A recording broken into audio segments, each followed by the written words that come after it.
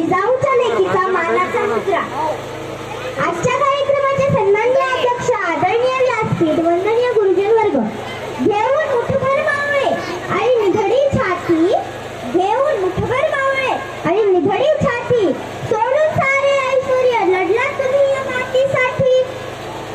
विसरणार नाही हा भारत देश कधीही तुमच्या कर्तृत्वाची महती. तुम्हीच आमचे मंदिर आणि तुम्हीच आमची मूर्ती. बहुजन प्रतिपालक कुळवाडी भूषण सिंहासनाधीश्वर महाराज धीराज छत्रपती शिवाजी महाराज यांच्या पदस्पर्शाने पराक्रमाने पावन झालेल्या महाराष्ट्राच्या मराठमोळ्या मातीत जन्मलेल्या माझ्या मावळ्यांनी आज आपले सर्वांचे दैवत छत्रपती शिवाजी महाराज यांची जयंती या निमित्ताने मी आपल्या शिवरायांच्या जीवन कार्याचे शाब्दिक पूजन करण्यासाठी मी आपल्या समोर उभी आहे. छत्रपती शिवाजी महाराज हे 3 शब्द ऐकले बोलले तरी अंगावर शहारे निर्माण होतात. याचे कारण आपल्या या राज्याच्या स्वकर्तृत्वाने असामान्य इतिहास घडविला आहे, जो आजही आपल्याला प्रेरणा देत आहे. सर्व गुण संपन्न अशा शिवाजी महाराजांनी विविध गुणांच्या जोरांवर हिंदवी स्वराज्य निर्माण केले. स्वराज्यातील रयतेला सुखी स्वतंत्र केले.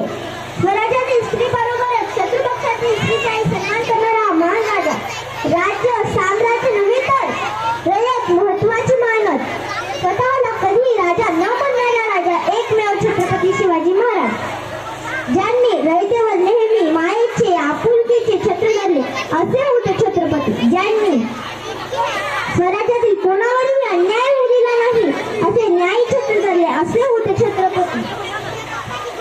आज खुर्चीसाठी एकमेकाचे डोके फोडणारी नेते मंडळी, आज खुर्चीसाठी समाजाला जातीपातीत प्रांतात धर्माधर्मात वाटणारी नेते मंडळी पाहिली तर प्रश्न पडतो की संपूर्ण आयुष्य केवळ हिंदवी स्वराज्य निर्माण करण्यात घालून स्वतःला कधीही राजा म्हणून घेतले नाही अशा छत्रपती शिवाजी महाराजांचा आज तो महाराष्ट्र का?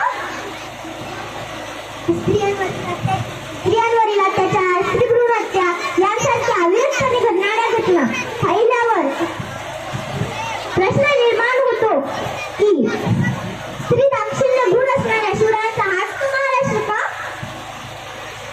शेतकऱ्यांच्या आत्महत्या, शेतकऱ्यांची पिळवणूक करणारे शासनकर्ते पाहिल्यावर मनात शंका उत्पन्न होते की शेतकऱ्यांना सदैव सुखात ठेवणाऱ्या शिवरायांचा हाच तो महाराष्ट्र का?